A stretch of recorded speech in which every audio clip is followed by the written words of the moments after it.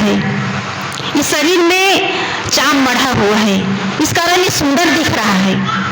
इस शरीर से चाम हट जाएगा तो कोई इसे देखना पसंद नहीं करेंगे, इतना ये शरीर घृणास्पद है।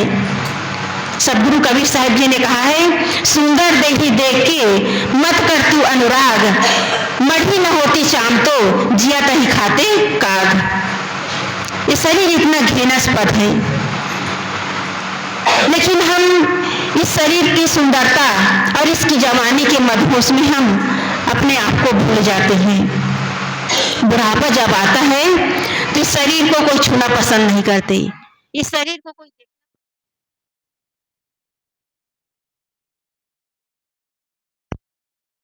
होनी है।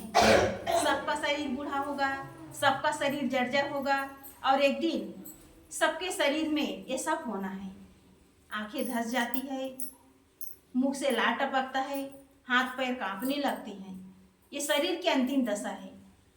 और इस स्थिति में जो कोई बुढ़ापे में माता पिता की सेवा करते हैं, बड़े बुजुर्ग की सेवा करते हैं, वही असली सेवा है, वही असली पूजा है।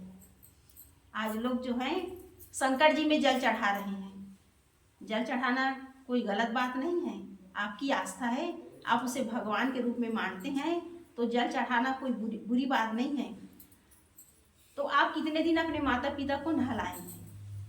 उसी जल से, उसी लोटे के जल से आप माता पिता को कितने दिन नहलाएंगे? जिस दिन आप माता पिता को नहलाना शुरू कर देंगे, आपका शंकर जी में जल चढ़ाना सार्थक हो जाएगा। असली पूजा यही है, बूढ़े माता पिता को नहलाना, उनकी साफ सफाई करना, उनके कपड़े की सफाई करना, बिस्तर की सफाई करना, उसके मकान की, उसके रूम की सफाई करना, ये असली पूजा है।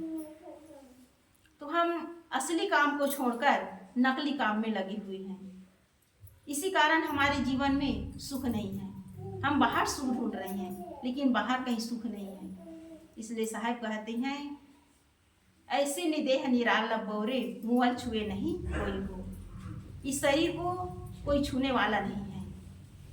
जीते जी तो कोई छूते नहीं, बुढ़ापे में मरने के बाद तो कोई इसे रख भी नहीं सकते, क्योंकि ये एक व्यवस्था है। मुर्दा शरीर को कोई रख नहीं सकता। प्रिय से प्रिय पति हो, प्यारी पत्नी हो, बेटा हो, बेटी हो, कोई भी हो, मरने के बाद इसे कोई रख नहीं सकता। लेकिन मनुष्य जो है इस स्थिति को समझ नहीं पाते।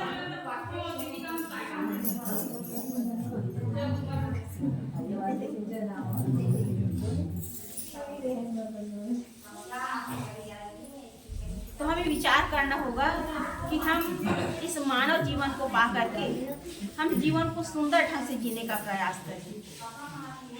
जब तक हम सुंदर ढंग से जीवन को नहीं जिएंगे, हम सही अर्थों में सुखी नहीं हो सकते। तो साहब आगे कहते हैं,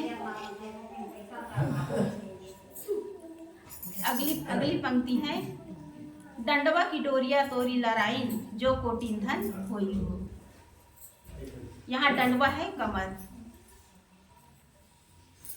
तो कमर में जो करधनी पहने रहते हैं, उसे भी अंतिम समय में तोड़ लेते हैं, क्योंकि शरीर छूटते ही सब कुछ निकाल दिया जाता है। जो सोना चांदी कीमती कपड़े पहने रहते हैं, सबको निकाल दिया जाता है। तो यहाँ सदगुरु कबीर साहब जी उदाहरण दे रहे हैं, कमर की करधनियाँ भी तोड़ देंगे। पहले जमाने में बैंक की व्यवस्था नहीं थी, लोग घर में ही पैसा रखते थे, रुपया पैसा सोना चांदी अलमारी में बंद करके रखते थे। और चाबी को कहाँ रखते? पहले तो भरा पूरा परिवार था, तो चाबी को कमर में लटका करके रखते थे। तो कमर में लटकाने के लिए करधन पहनते थे, कोई रेशम का तो कोई चांदी का करधन पहने हुए रहते थे बूढ़े लोग। तो यहाँ साहब कहते हैं, अंतिम समय में वो करधन भी लोग तोड़ देते हैं, क्योंकि अब तुम्हारी जिम्मेदारी समाप्त है। अब तुम्हारे इस घर में कोई अधिकार नहीं है। जीते जी बड़े बुजुर्ग कितनी व्यवस्था करते हैं, मकान बनाते हैं, जमीन जायदाद की व्यवस्था करते हैं, सब चीज़ की व्यवस्था करते हैं। लेकिन जब शरीर से जीव निकल जाता है तो उसकी कोई कीमत नहीं रहती। उसे घर से निकाल दिया जाता है, या तो दफना देते हैं, या जला देते हैं, या तो पानी में प्रवाहित कर देते हैं। इस शरीर की जो स्थिति है, इसे हर किसी को गुजारना पड़ता है। इसलिए यहाँ जो हम मालिक बने बैठे हैं, हम किसी के मालिक नहीं हैं। हम हजारों बार मालिक बन चुके हैं, मकान के, जमीन के, मोटर गाड़ी के, बड़े बड़े फैक्ट्री के, बड़े बड़ी मिलों के हम हजारों बार मालिक बन बैठे हैं। लेकिन ये बाहरी मालिक है, ये बाहरी स्वामित्व है। यहाँ आना था।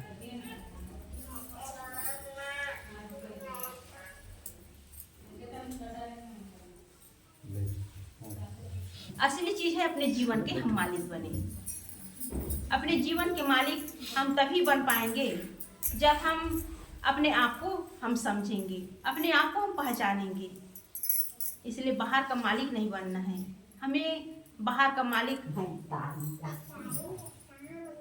हम बाहर का मालिक तो हजारों बार बन चुके हैं। आज हम जिस मकान में बैठे हैं, इस मकान के मालिक अब इस दुनिया में नहीं हैं, लेकिन उनके बेटे इस मकान के मालिक हैं। लेकिन 100-150 साल के बाद इस मकान का मालिक कब रहेगा इसका कोई पता नहीं है। ये संसार एक मुसाफिर खाना है, हम आए हैं और चले जाएंगे। हम यहाँ किसी पर अपना अधिकार यदि जता रहे हैं तो केवल एक धोखा है, केवल एक भ्रम है। किसी पर भी हमारा अधिकार नहीं है। इस संसार के किसी भी पदार्थ पर, किसी भी प्राणी पर अपना अधिकार नहीं है। यदि अधिकार होता तो कोई हमसे अलग ना होते, न पति अलग होते, न पत्नी अलग होते, न माता अलग होते, न पिता अलग होते, न पुत्र अलग होते, कोई हमसे अलग नहीं होता। सारा संबंध केवल शरीर तक है। अभी आप लोग सुन रहे थे, जीव का नाता किसी से नहीं है, जीव का नाता केवल दुख छूटने से है।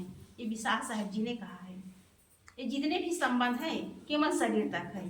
पति पत्नी का संबंध, माता पिता का संबंध, बेटे बहू का संबंध केवल शरीर तक है।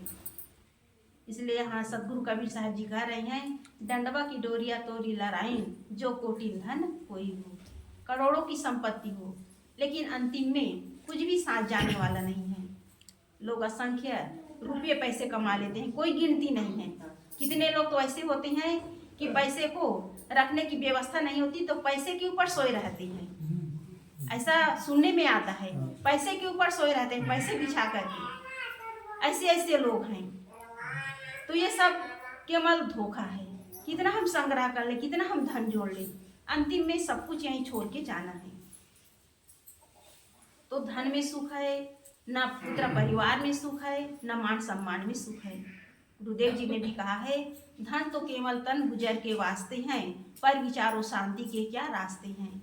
क्या कोई धन सम्मान परिवार पाकर हो सका है जिंदगी में शांति सागर। ये गुरुदेव जी की वाणी है और ये हमारे जीवन की सच्चाई है कि धन में, पुत्र परिवार में, मान सम्मान में कहीं कोई सुख नहीं है। ये थोड़े दिनों के लिए मिला हुआ है और एक दिन हमेशा हमेशा के लिए छूट जाएंगे।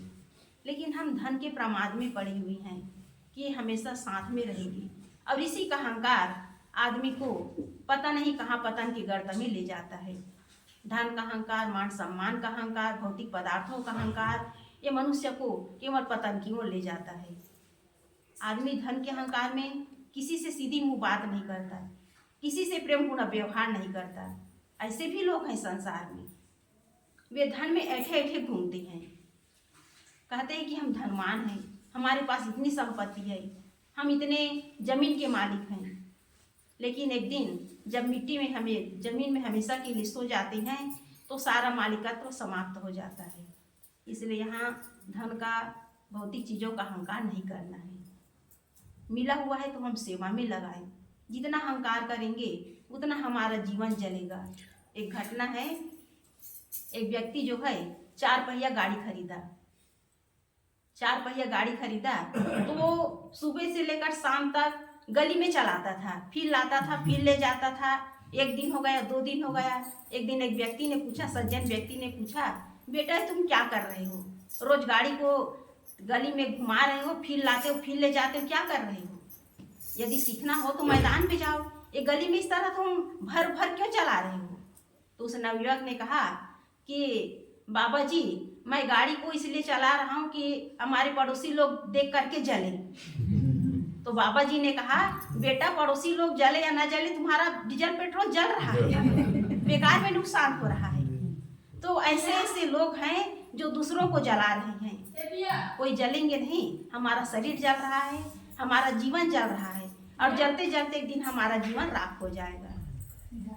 इसलिए हमें जो भी मिला हुआ है उसे हम सुविधा के लिए उपयोग करें। किसी को जलाने के लिए, किसी को दिखाने के लिए, किसी के साथ हम बदले की भावना में यदि इस तरह का हम व्यवहार कर रहे हैं तो उसमें हमारा कोई फायदा नहीं है।